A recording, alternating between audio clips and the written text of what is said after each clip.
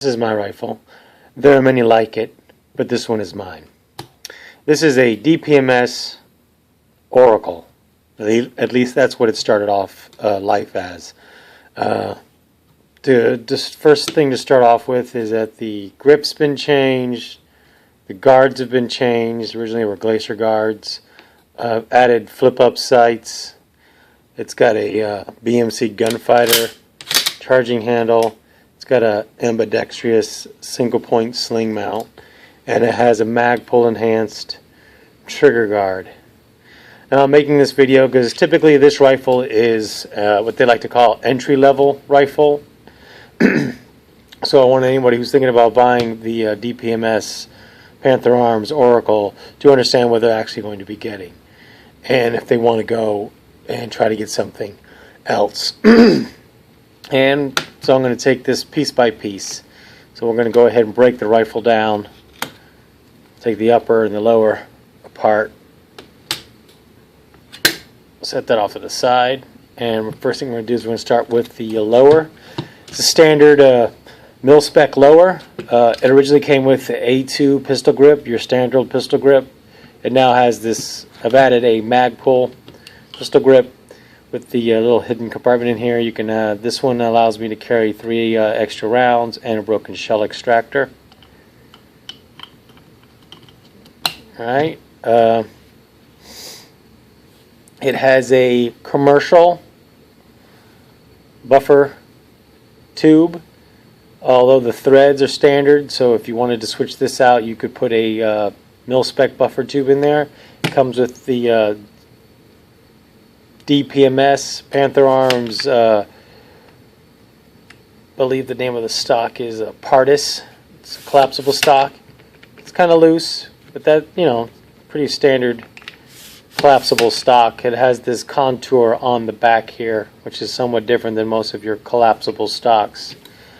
The castle nut is not staked, and some people might have an issue with that, but actually you can stake it yourself if you wanted to, and I don't know how likely it is to come loose.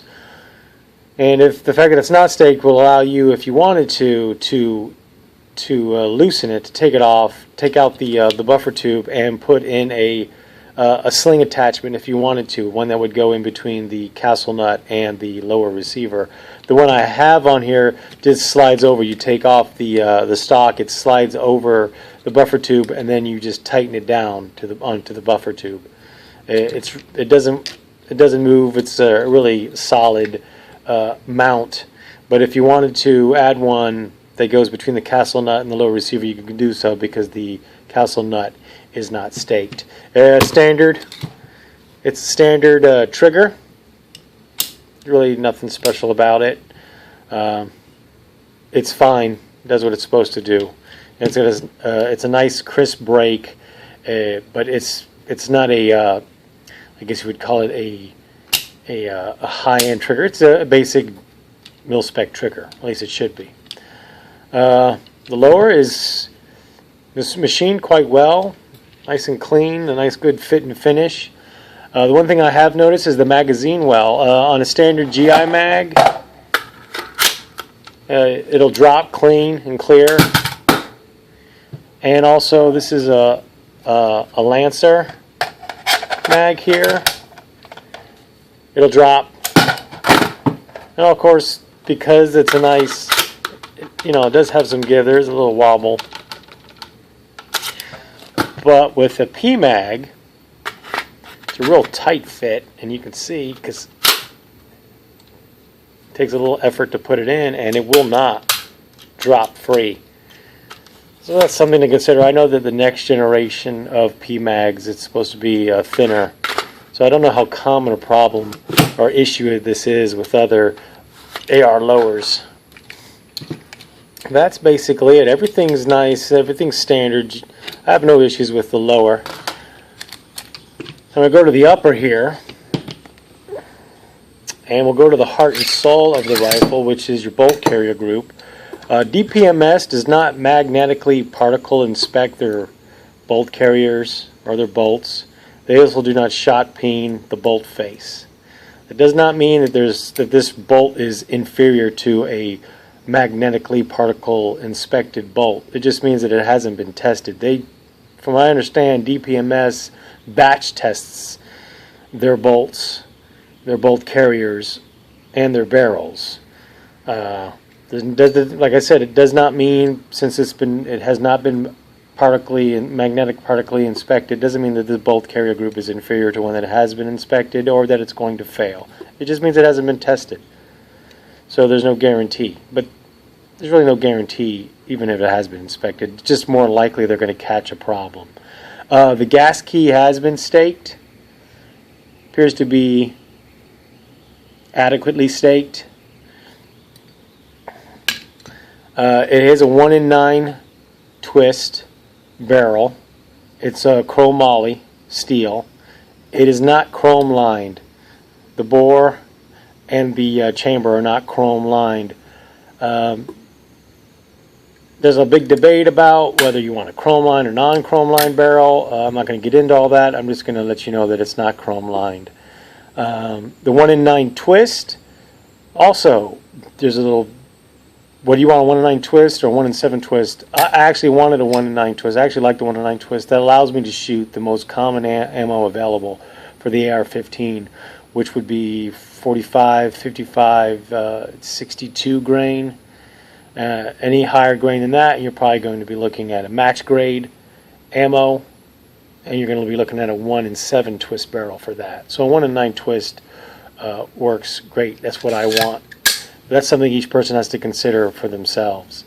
As I said before, the original charging handle was just a standard charging handle. This one I added. It's a Voltor BMC Gunfighter. I believe this is, if I remember correctly, it's the level 3, which has got the biggest lever on it, which allows you to charge the weapon with your offhand, which is really convenient. The upper itself, it's clean inside. Let's see a flashlight. It's nice and smooth, no signs, no machining marks, no flashing. Also, it does have the M4 style feed ramp cuts, so it does the M4 style feed ramps. The only problem I've had with this rifle, and Panther Arms does not want you, they do not recommend that you use steel case ammo in their rifles. And I believe that's probably the case with most manufacturers. That's the only time I've ever had an issue with this rifle is with steel case ammo. I get shells stuck in the chamber that I have to knock out by pushing the cleaning rod down the barrel. We all know how cheap and inexpensive the steel case ammo is, and sometimes that's the only thing you can get. But I wouldn't recommend using steel case ammo in this, and the manufacturer doesn't recommend it. It'll actually void your warranty if you use steel case ammo. So if you're planning on using steel case ammo, you might not want to get this rifle. You may want to look at another one. But like I said, probably most of the manufacturers don't recommend or out and out tell you not to use steel case. And that not only goes for AR-15, but a lot of the handgun manufacturers and other rifle manufacturers do not recommend steel case ammo. So that's something to consider. Also, I'd like to mention, this is the Oracle, not the Sporticle. I believe a lot of people get the Oracle and the Sporticle confused for obvious reasons. They sound alike. But the Sporticle does not have a forward assist and does not have a dust cover. And from what I've seen, the price difference between the Sporticle and even some of your other DPMS rifles isn't that big, so I have no idea why anybody would buy a Sporticle. I don't see any reason for it. But anyway, this is the Oracle. And the fit, let's see if I can put this back together. I'm actually doing this through the camera lens, so it's kind of difficult to do this. Let's see if I can do this. Make sure the bolt's forward. Alright.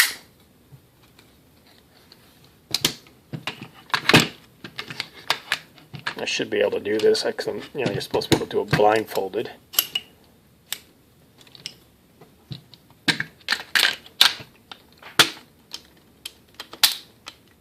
There.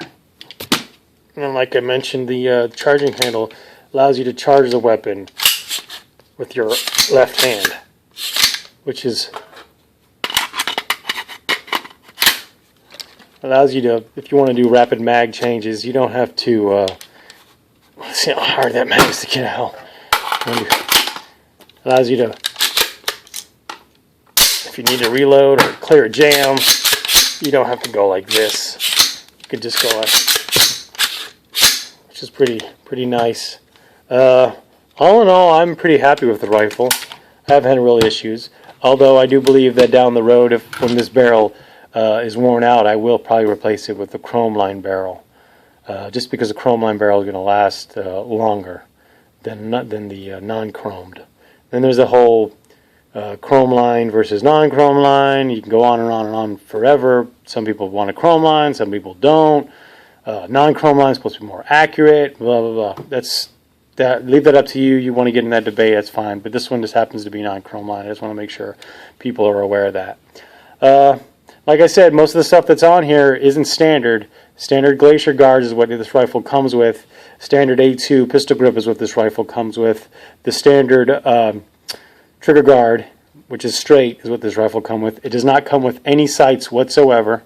Oh, that reminds me, this gas block, you can't mount any plastic sights to this gas block. They will melt. Not to mention, it would be kind of awkward because it's actually lower than your rail here. And it normally has Glacier guard, so a lot of people may think, well, I can just put a mount on here. I'm not even sure. I've never even tried to mount anything there. I'm not sure how easy it would be to mount. And you probably would need a steel mount. And then not only that, the sight's going to be significantly lower than whatever you put back here. So it's going to be kind of awkward. But the gas block, when I first got the rifle and I took it to the range, one of these set screws came loose. I tightened it back up and continued to fire the rifle, and found out later when I went to leave that the set screw had come loose again and fell out, and I couldn't find it, so I had to replace it. And of course I used Loctite when I put the new one in. But I've seen a few other people mention this with the Oracle, so that's something to consider when you get this rifle. If you do get an Oracle, you may want to check these set screws after you fire the rifle a couple of times to see if they've come loose.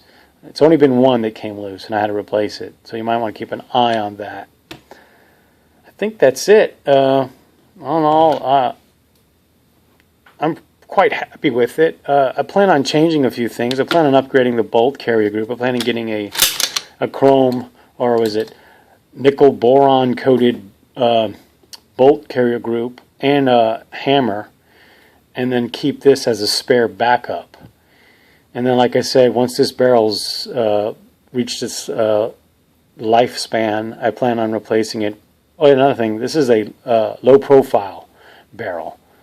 So I'm not going to get into the difference between this and a bull barrel, or a what you would more like, because you can see that it doesn't have a bayonet. It doesn't have the I forget what you call it, but it doesn't have a bayonet lug. It doesn't have any way to attach a bayonet. It's a low-profile barrel, so that's something else to consider too. And I'm thinking if I forgot anything. Well, I think that's it. I think I've covered it all. So once again, I'm quite happy with it. I guess I would recommend it to someone else if they're thinking about getting one. But like I said, there's a few things that you may just want to know going into it, that it's not a magnetically particle inspected bolt carrier group, and that the face of the bolt is not shot peened, and the barrel is not chrome lined. But I know that you can order from DPMS. You can get your barrel chrome lined from the factory. It's like $30 extra per rifle to get one that's chrome lined. So that's something you want to do. You have that option. And that's it. Hope that helps anyone who's thinking about getting one. Thanks.